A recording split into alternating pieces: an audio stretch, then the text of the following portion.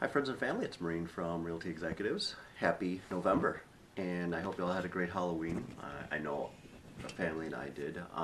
For trick-or-treating this year, since I have 3 boys, I made them all dress up as pigs, and Mom and I were the big bad wolf, and it was a hit with the town residents.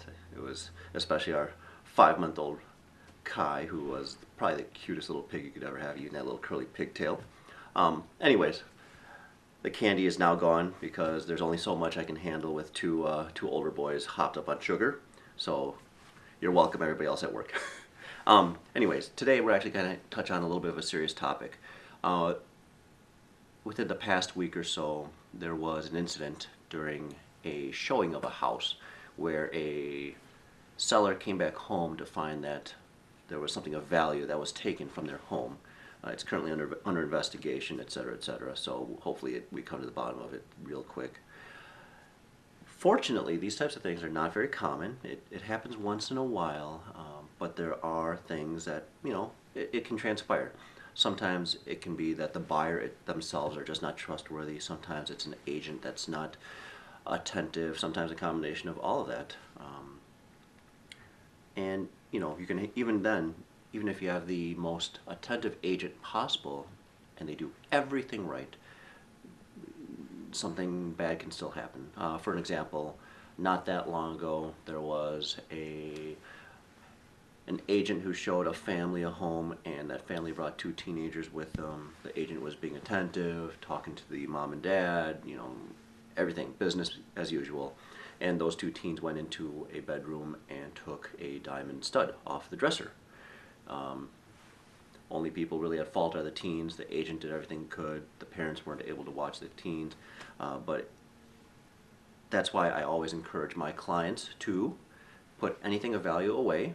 Either, if you have to, pack it up and take it with you, or use a mini safe. And we even will lend a mini safe to our clients if they need one.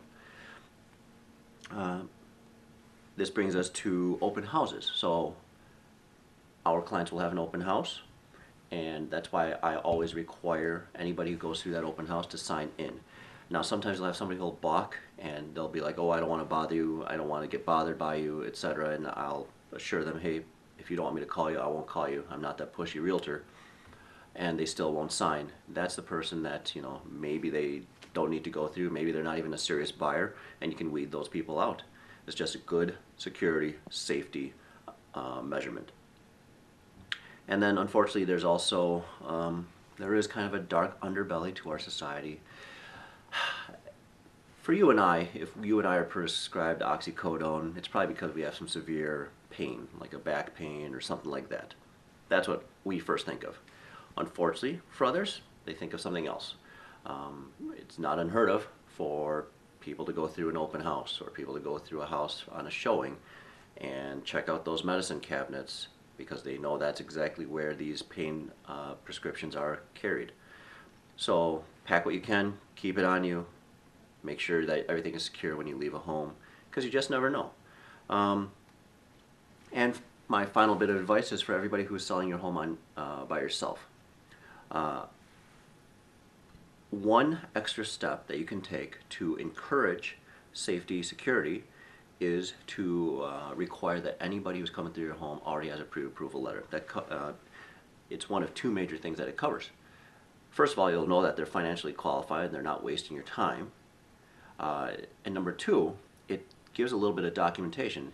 Now you know that they have employment, that they're probably responsible, that there's a paper trail, that you know where you can find them, etc. So that's one of the things I always tell anybody who's looking for free advice. Hey, get that pre-approval letter. It gives background, etc. And it really does a good job of weeding out somebody who might just be casing your home. Today's a short one. I hope it was informative.